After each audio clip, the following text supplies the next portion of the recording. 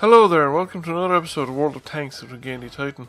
We're here on Sacred Valley, and I'm in the Tier 29, the T29, the Tier 7 American heavy tank, and one of my favourite tanks in the game, certainly one of my favourite American tanks.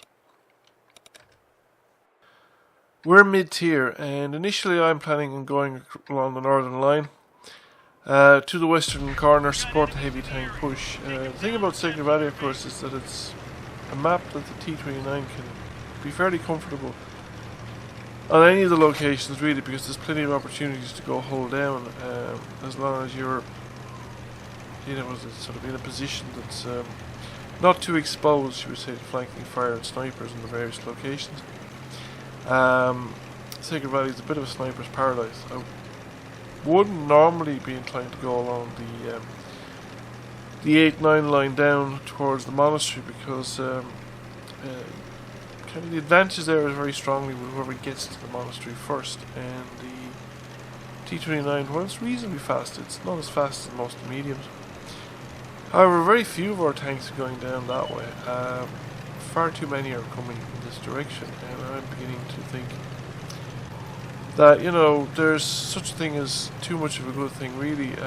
One of the problems with too many tanks in a corridor map like the one in front of me is when you're in a corridor like that, there's really only room for 3, 4, maybe 5 tanks maximum, depending on what point they make contact with the enemy tanks. There's usually at a corner room for only maybe 2 tanks to effectively fight from a corner, 3 possibly.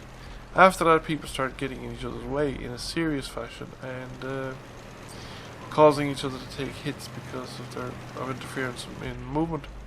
That said, I took a huge chance coming down here, because if I did run into 2 or more enemy tanks anywhere along this line, I would potentially be in serious trouble, depending on the tanks and kind of how brave the drivers were.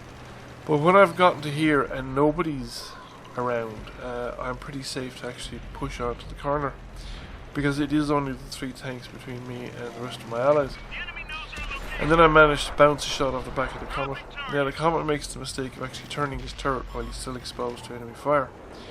So while he managed to get a shot into my tracks, he doesn't do any real damage, and then of course he gets severely punished for showing the back of his turret to the enemies. The ISU-152 is now in a similar problem, but he's trying to actually back into kind of a niche in the rocks to avoid exposing himself to too much enemy fire, and then he decides to come around and deal with me. Fortunately, he completely funks that shot, and I funked this one as well. But I'm going to beat his reload, and allies have gotten back and finished him off anyway. So if the enemy wasn't here on the western side of the map, they must be actually around the eastern side of the map, pushing up property and strength against a fairly weak flank. So it's pretty important that we get back into the centre of the map and interfere with that advance on the eastern side by the enemy team. While we're ahead on tanks, we're not ahead by such a lead as it would be considered decisive at this stage of the game. The enemy still have plenty of opportunities to recover. So there's a fatherland there in the centre of the map, and a T-34-85 has made it up practically to heavy tank corner. Now the T-34-85 is completely out of position. He is isolated from his team. We can kill him without taking any revenge fire from his fellow tanks. However, there's a couple of tanks pushing up to east of the castle into our kind of base area, or forward base area. And I'm effectively cut off from all this action by the Fatherland, who's also interfering with any other attempts to reinforce the position of the north. So we're going to get rid of this Fatherland. Now I took a very solid hit from somebody up around the monastery when I came over the rocks there. And this isn't an advantageous position to be dealing with the Fatherland. I don't have a clean downward plunging angle into the top of his turret, which is probably the easiest place to hit him from, with my gun from our relative positions. I have no shot at all at his hull armour at the moment. And even if I did a shot at his hull armour, the hull armour on the Fatherland, the IS-3A, is very well sloped and quite difficult to penetrate. Now we've managed to damage his gun, and a couple of tanks have closed in on him. The identified tanks up around the monastery are at the other side of the castle, so I'm not going to be in a position to do anything about them. So I turned the government forces back towards the corridor running up towards our cap area. Fatherland's been dealt with. There's only one remaining tank up there defending our base areas, so there's a pretty strong threat presented. There's several tanks up there, but the biggest threat would be the Zagged Tiger 8.8, a very powerful tank destroyer with very strong frontal armor and a very high rate of fire, high DPM gun. And he's heading straight for me. I'm not likely to be able to have a good time against him from the front. Bulldog's making a run for somewhere, and I don't get the turret up in time to catch any kind of glimpse of him as he's passing. Fortunately for me, there's an OI joining me here against the Zagged Tiger, and the Zagged Tiger's facing off against the OI, so I'm going to put around into the side of him there. And I noticed the Bulldog coming around the castle. So he's dropped off unspotted there for a second, and but I was anticipating his move, so I actually managed to get a shot in and finish him off. That's a major distraction out of the way, and thankfully the OI was able to survive facing off against the Zagged Tiger until I was able to get back into the fight. Now I can get around behind the Zagged Tiger and we'll be able to finish him off. Now he knows he's doomed at this point, so he's just trying and finish off the OI, and he's left the OI on precious little health. So I'm going to come around the northern side of the castle here, because I think there might be more of them. The potential for another one heading for our base is pretty high. At the moment we have a slight numerical advantage, but now we don't. So I'd say a lot of tanks are in pretty fragile state. And then I meet a full health Oni. I don't think I hit him with that first shot. I think I hit the rocks. And he's gone the other way, so I can get shots at the back of his turret and should be able to penetrate that. Stuart Emile gets finished off, which is quite fortunate that all that happened before I was spotted. Now I think the Oni is looking at me, so I missed with that shot and I pull back.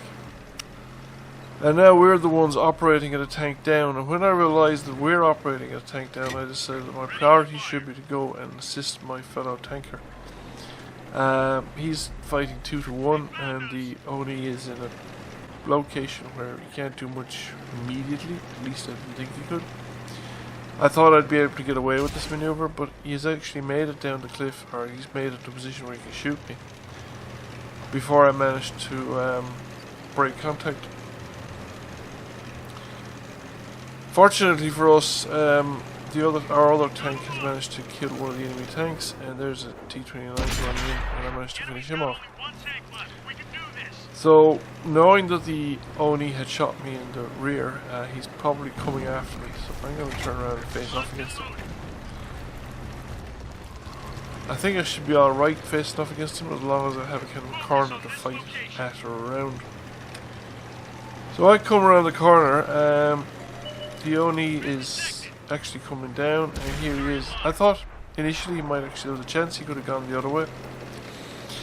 But no, he decided to stay after me, so I just keep retreating and try to keep a corner between me and him as much as possible.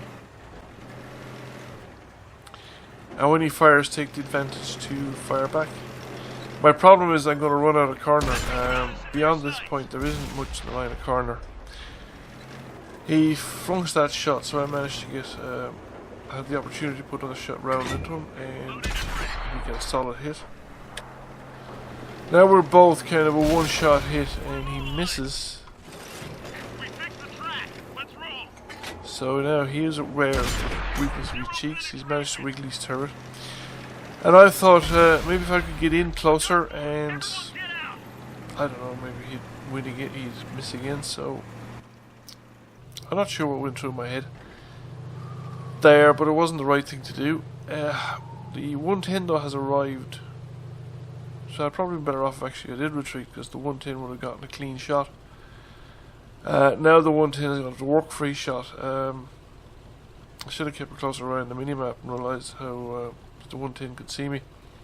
Even if I was pulled back in open ground and was an easy kill for the Oni, the active coming around would have meant that the 110 would have had a clean shot at him and a very good chance of finishing him off.